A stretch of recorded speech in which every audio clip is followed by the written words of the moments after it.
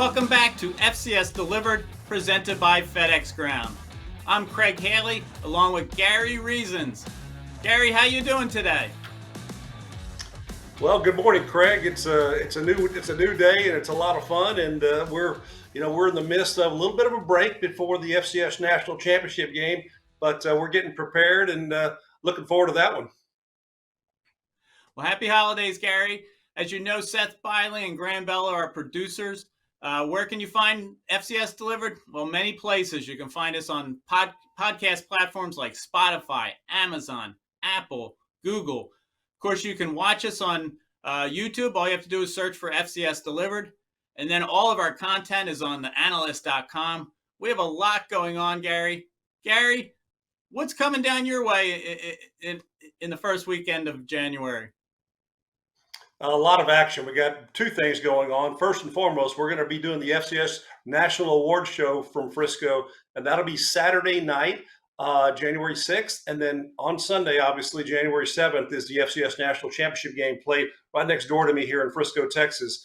And going to be a fun weekend in January, but we got a little time to ramp up to get there. Well, let's talk a little bit football here, and we've got a special guest.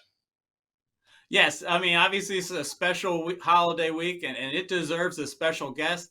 Gary, we are bringing in Josh Buchanan.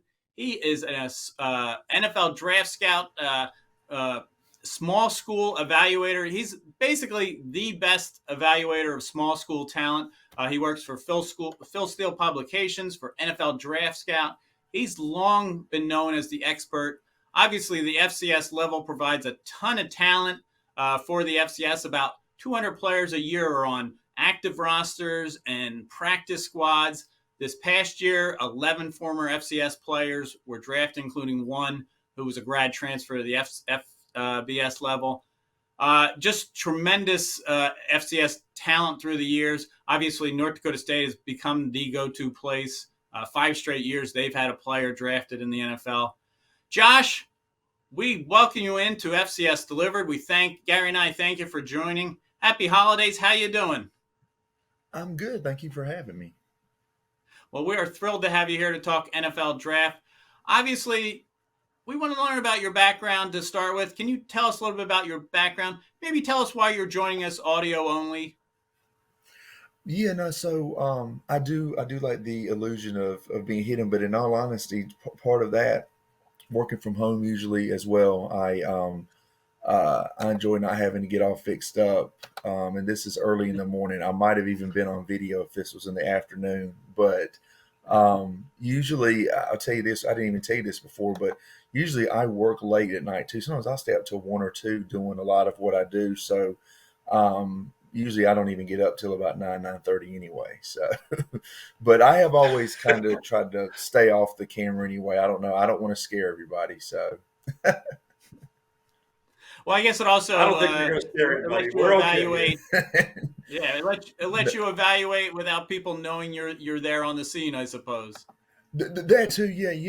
One of the things is when so I've spent like more than a decade working for All-Star Games, and somebody had told me too. This might be really subconsciously what it is. I had a veteran scout who told me back in like 2006 that if you are wearing your team gear and you're around, that players will they'll give more effort, and that they'll see that and say, oh, somebody's watching.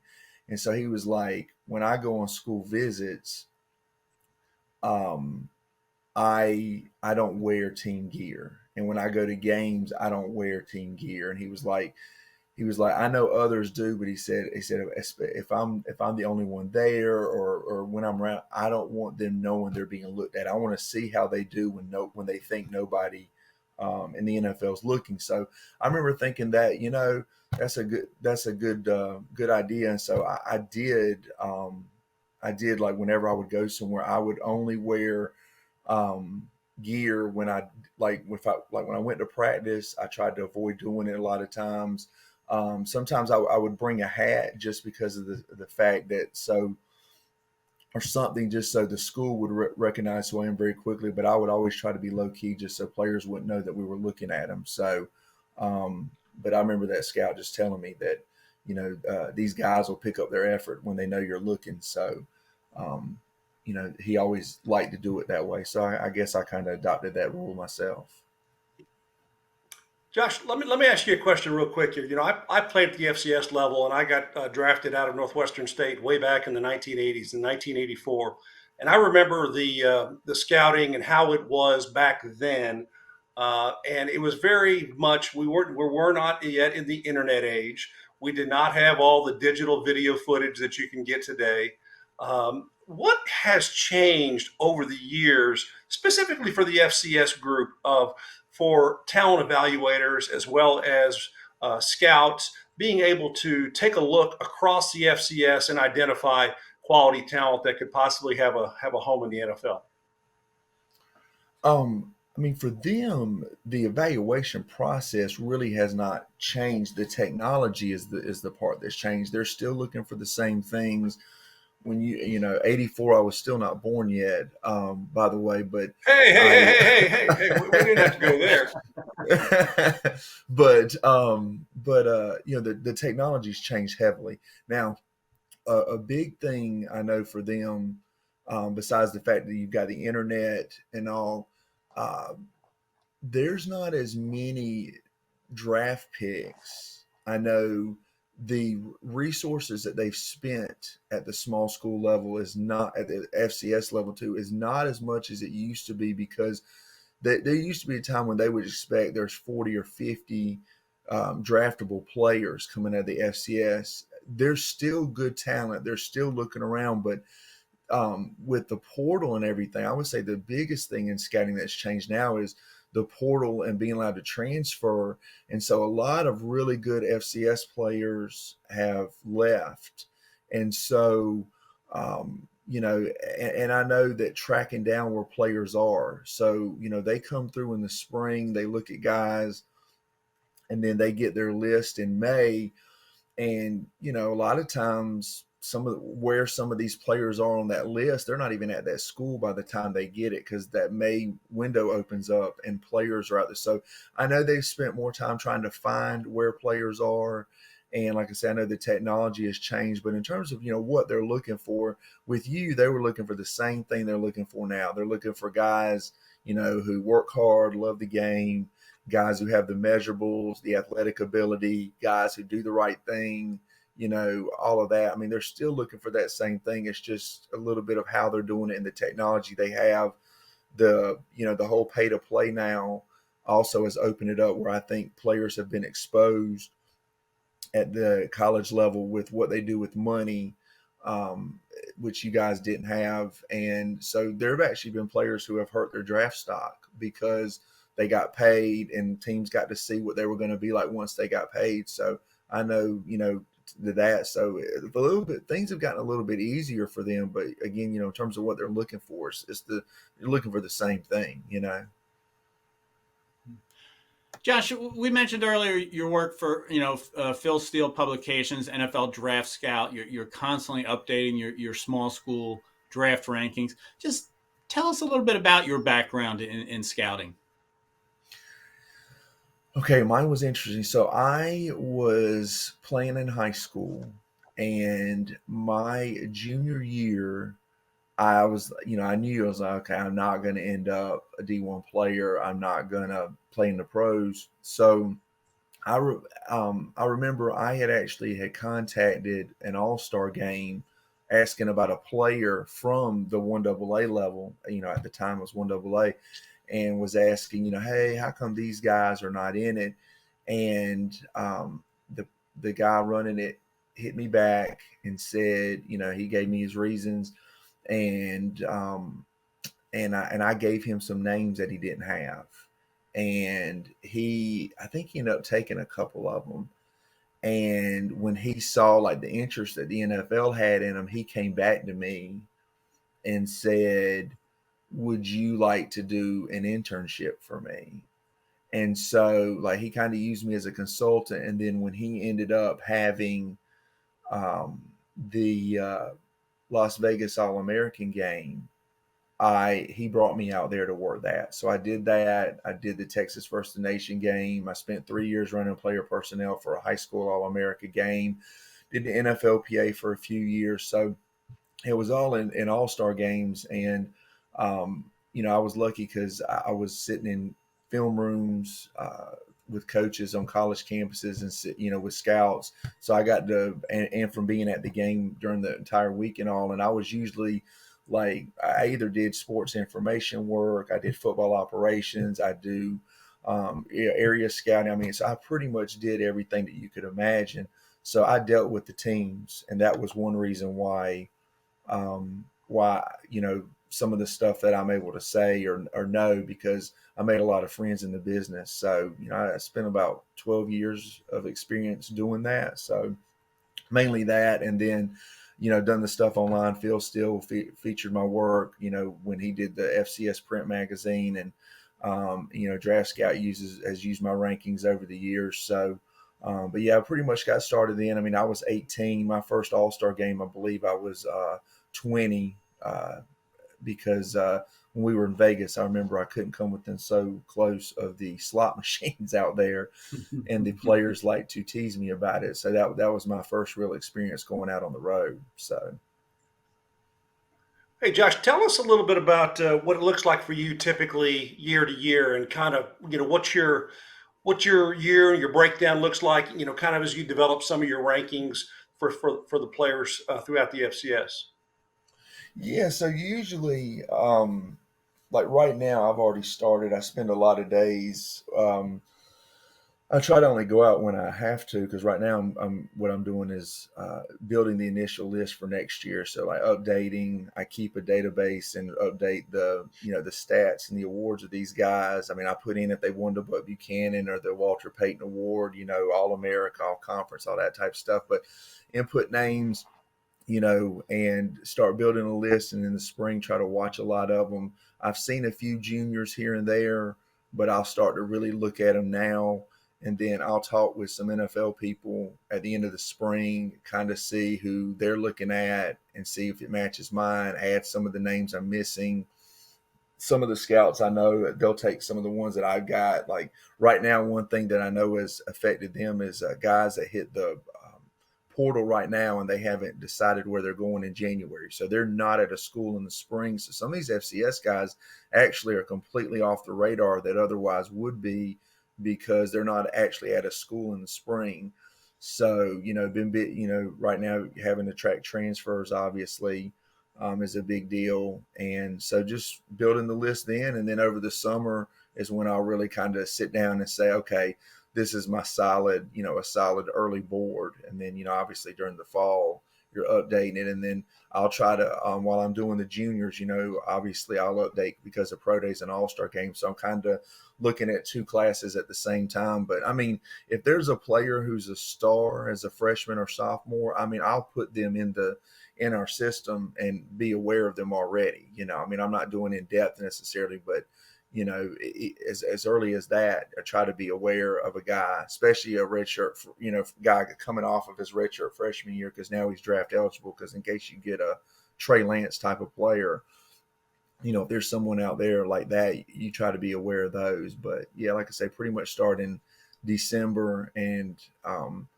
it'll take me until May or early June to actually have like a firm where I feel like, okay, I've done enough work to say this is a top 50 or top 100 or top 200, and feel pretty good about it, without cutting any corners or anything. Well, Gary and I are visiting with Josh Buchanan, who's considered the leading expert of small school and FCS talent going to the NFL draft. Josh, obviously, Karan Amagedo, the offensive tackle at Yale, is number one in your rankings, and pretty much has been since the preseason. But it's a great group of offensive linemen that you have in your ranking, especially the top 10. Tell us about this, group of offensive linemen, obviously led by Karan Amagedo. Yeah, so Karan's a good one. I've actually had a couple media people who reached out to me because I made waves when we named him a first team All American. People didn't see that one coming, and I know he missed most of the year or half the year, but he was really strong in that early part. So I actually thought it would be the end of his All-America run. But as I looked through, and I was like, man, I felt it was for me, I just felt like I'd feel bad not putting him there. The coaches named him first team all conference as well. So I was like, okay, the Ivy League coaches saw enough to say that, then I'm going to go with them. But yeah, him, Josiah Ezram from Eastern Kentucky. You got CJ Hansen of Holy Cross. Ezram is a raw tackle, but he's got height, weight, speed. He should test very well at the combine. Hansen is a big guy. He's like 6'5", 305 guard that should test well as also I had been told he may run like in the 4.9s. So keep an eye on that. I was a little surprised to hear that, but that's what I've been told on him. His jumps are going to be very good as well. The Howard offensive tackle, Aneem Dankwa, he's massive, like 6'8", 362. He's another one. And, South Dakota State's guard, Mason McCormick, got a lot of buzz this year. So did their tackle, Garrett Greenfield. So it's a pretty deep class on the offensive line. This is probably, this is normal. Linemen this is going to happen. No matter what the FBS does, this is going to happen at the FCS level because linemen often are late bloomers at the next level. Most of the time, these FCS teams are not getting 6'6", 300-pounders. They might be 6'5", 260 or whatever. So they need development. So, this is normal. I can't think of many years where the offensive line hasn't been fairly strong. Josh, let me ask you a little bit about a couple of prospects here, potentially guys that are going to the Senior Bowl invites. Yeah, UNH running back Dylan Laube and also Houston Christian linebacker Jalix Hunt. They're a couple of guys that have been picked to play in the Senior Bowl. How do you rank those two? Yes, I had Laube second at FCS. I loved him coming in the preseason. I actually got worried because a lot of scouts that were saying like priority free agent, and then early in the year that as well. But he is a Swiss Army knife. I mean, this guy can do it all. Laube can catch, run. He's a pretty solid blocker. He's dynamic in the return game. So Dylan's the type of player that I was mildly surprised, a little surprised that he got a Senior Bowl invite, but I was ecstatic that he did because he is fun to watch, and I think he reminded me a little bit of Brian Westbrook, to be honest with you, at Villanova. He can do it all, and he is a very good player. He's extremely quick. He's got very good lateral speed. Jalix Hunt at Houston Christian. Now, Hunt is a very interesting one, and he's the type of player that has a chance to go to the Senior Bowl and shoot his stock up into the third or fourth round if he stands out. He's also a player that could go, and because he is raw, he has not been a linebacker his whole life. He had been a safety before he transferred from Cornell. Hunt's got ability. He's athletic. He's got length. He can run pretty well. He's got some ball skills. You can just see in his pass rush, he's very raw. He needs to work on his hands, needs to work on technique, and become consistent. But he's got very high upside. So he's the type of player that could go to Mobile and make a lot of money potentially. Like I say, he's going to look the part there. He's like 6'4" and 1/8, 240 pounds. So if he can test well and do well there, he would be a player that would fly up. I mean, I have him in the 6'7" right now, but he could really go a lot higher than that if he does well there. So that's really his big chance to. He's one of those type of players that I think a lot of scouts have marked as a guy that can make a lot of money in Mobile. Well, Gary and I are visiting with Josh Buchanan, talking FCS prospects headed towards the 2024 NFL Draft. We're going to take a quick break from FCS Delivered, presented by FedEx Ground, and we will be right back.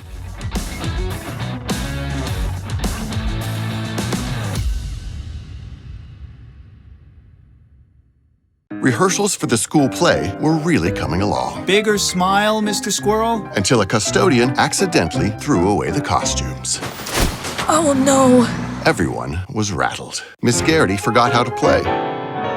and the queen of the hedgehogs almost quit. Find a new queen. But replacement costumes were shipped with FedEx, and with added peace of mind from picture proof of delivery, everyone could focus on the perfect opening night. FedEx, where now meets next. For residential delivery only.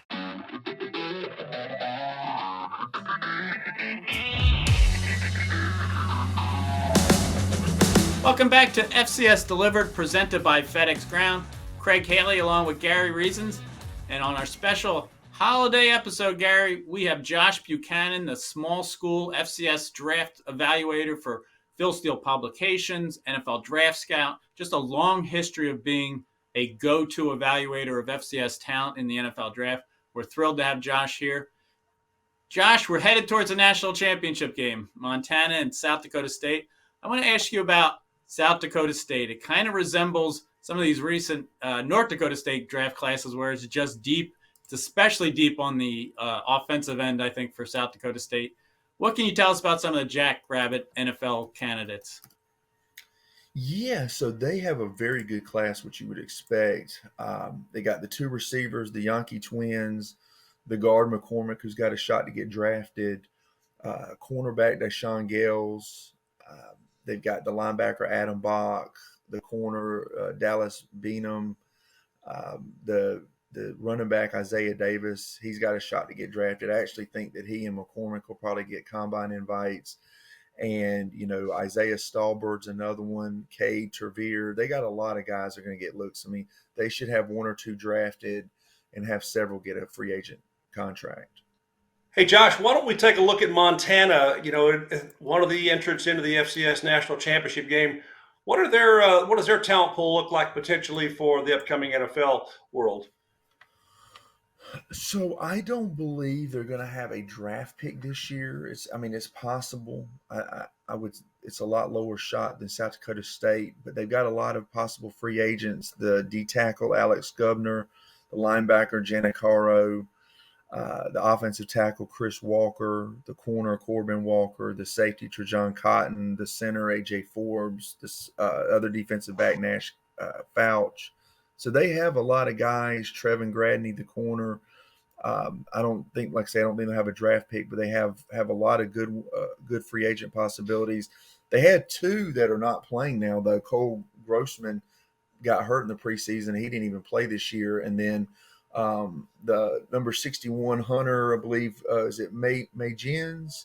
He's had vertigo issues, and so he has not played in several weeks and is done. I don't believe he's going to come back for the title game. I don't know for sure, but I'd heard he left the team to deal with that. So he had been out for a while with vertigo issues.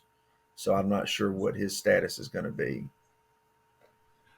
Well, even if you're not drafted, all you need is an opportunity, of course, to be in an NFL camp. Now, Josh, we look at FCS players as being like under the radar when it comes to NFL draft, but who on your list would you say is really under the radar that you really like?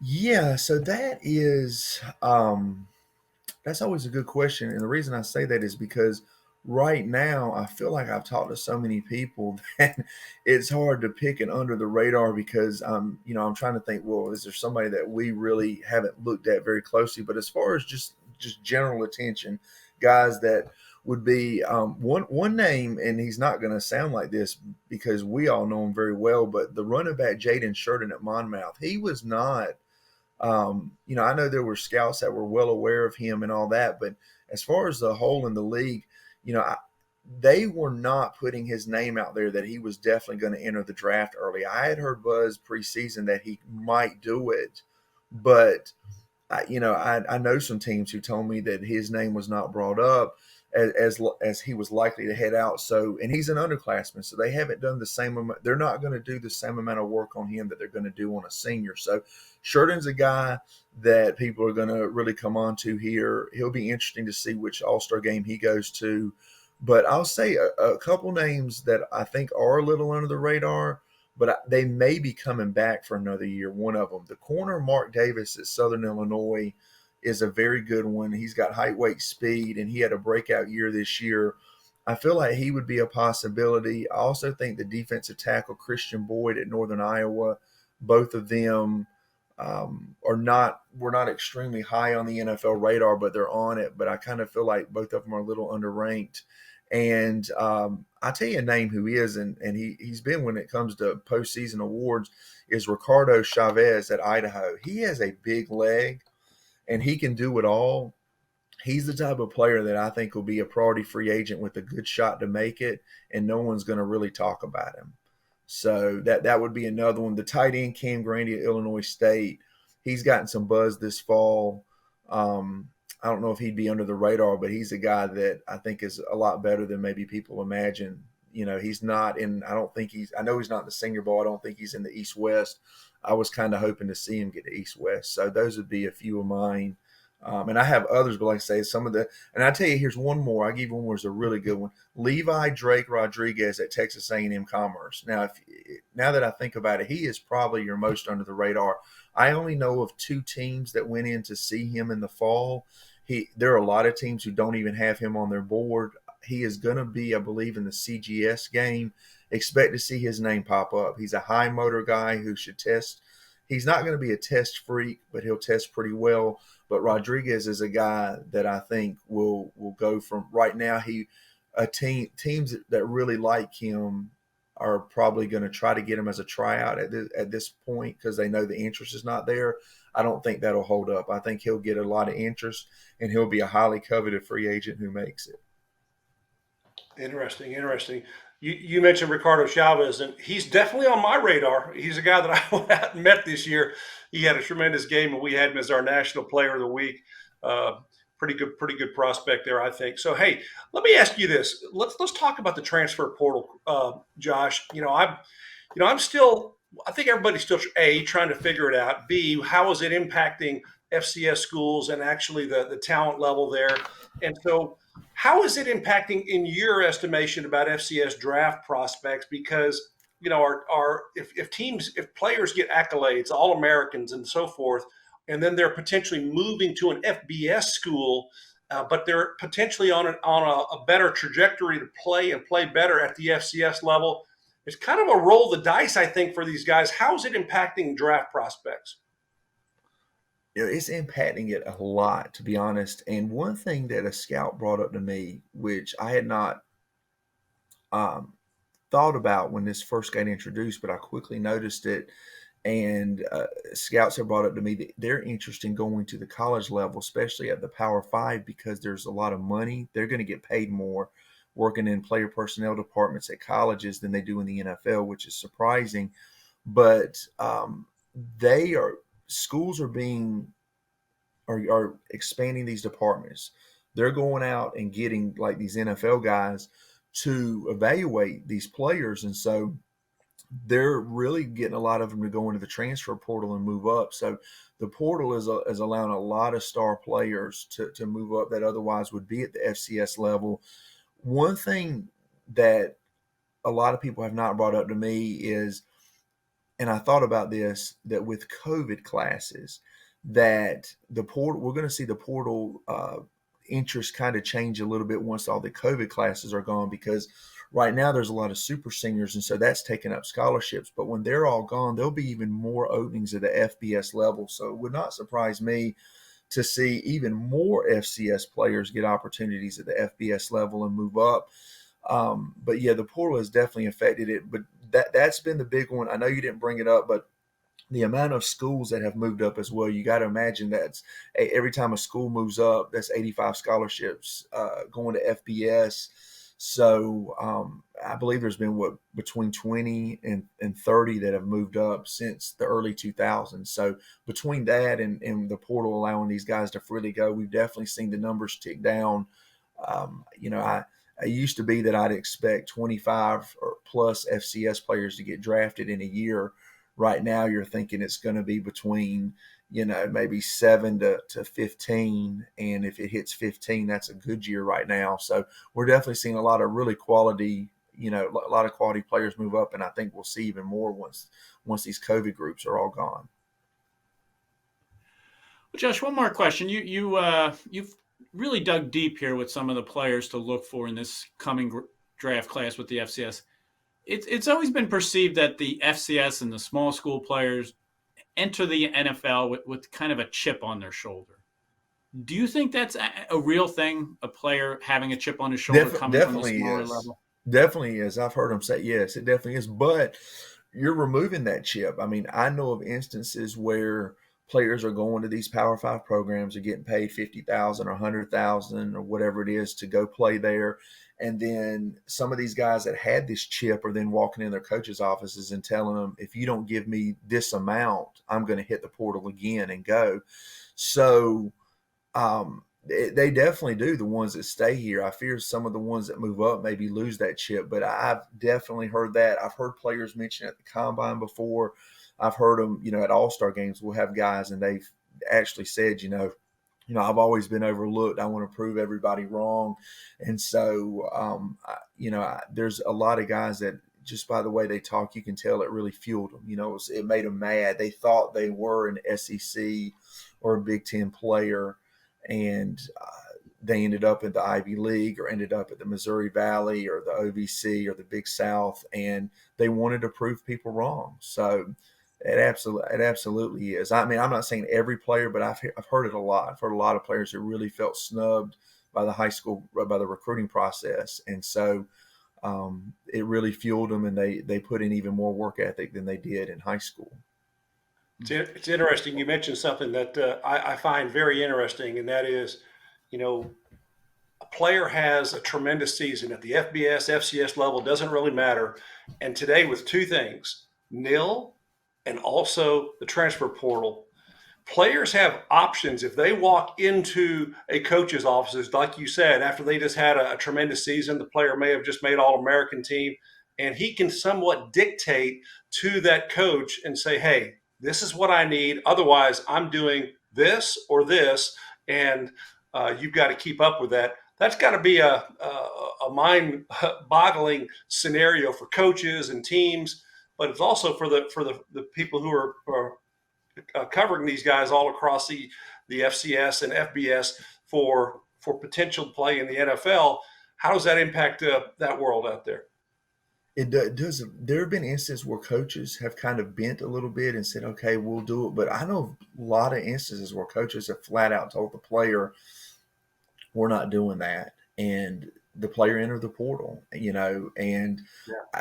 I mean, for me, I couldn't have ever imagined going into my coach's office and saying, oh man, I appreciate this $100,000 offer, but if you don't make it 250,000, I'm going to leave here and go somewhere else. I mean, even with the ability to do that, it just is crazy to me. But that is definitely what's going on. I know of cases where players have told a coach they've agreed to an amount, and then these mentors and family members and these marketing agents out there get in their ear and tell them, you're worth twice as much as that. You need to go in there. And they go in the very next day and tell them, you're going to have to bump it up another 200 grand or I'm going to hit the portal. And so that's been a huge deal. One thing I did notice with the FCS players, there's some of them though, there was a G5, maybe was a P5 school that they really, really wanted to play for out of high school. They didn't go there, and they hit the portal just with the intent of that. They're not necessarily looking for a payday. Were trying to fulfill a lifelong dream, and they wanted to go to a certain school, and they realized with the portal now they could use that FCS school to help get them there. But yeah, what you said is a big thing going on right now. A lot of players, they even agree to a number and then back off and say, no, it's got to be more.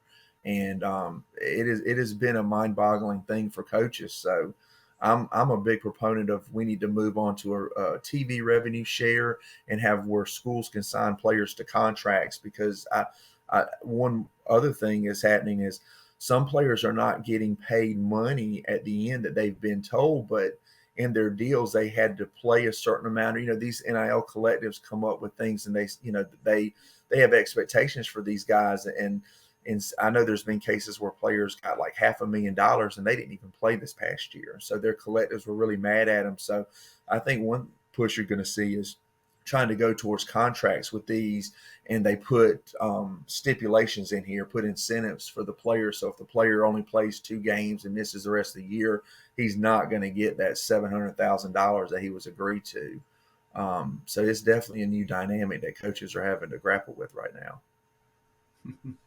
Well, Josh, no NIL or transfer portal were available when Gary was playing. He went from an No, All-America he career. would have been highly coveted too. He would have been very highly coveted. I was not alive, but I've seen his game, and he was a great player. He would have been a Coakley. He'd have been a Buck Buchanan Award winner most likely if that had happened. So he was a great player.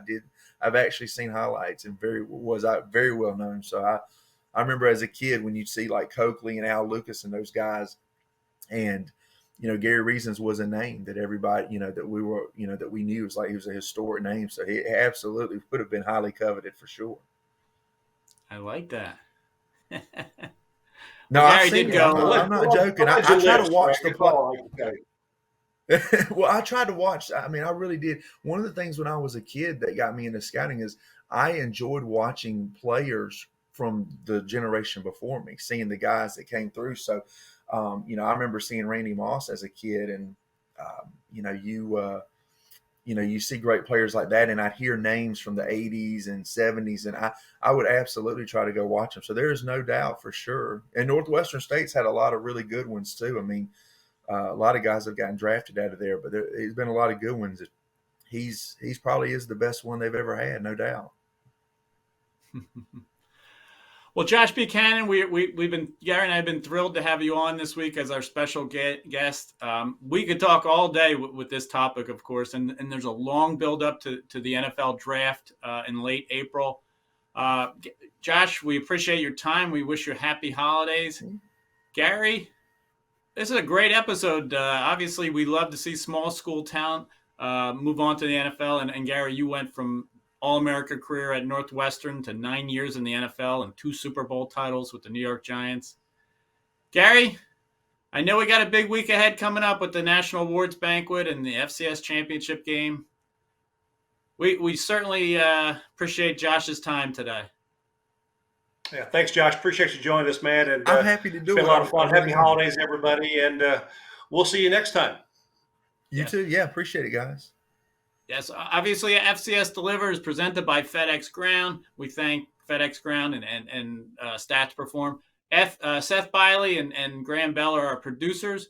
We hope everybody has a tremendous holiday week. We wish you well into the new year, and we look forward to seeing you soon. It's almost FCS Championship Week.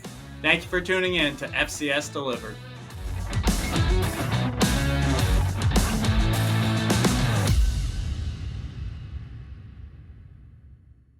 When someone accidentally threw away the school play costumes, Oh no. replacements were shipped with FedEx. And with picture proof of delivery, everyone could focus on the perfect opening night.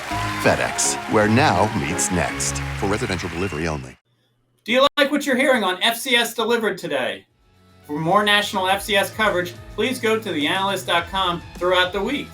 We're the home for the FCS Top 25 Media Poll and the weekly and season-ending FCS National Awards, presented by FedEx Ground. We also take you across FCS Nation with stories, predictions, and an inside look. The FCS coverage can be found at theanalyst.com.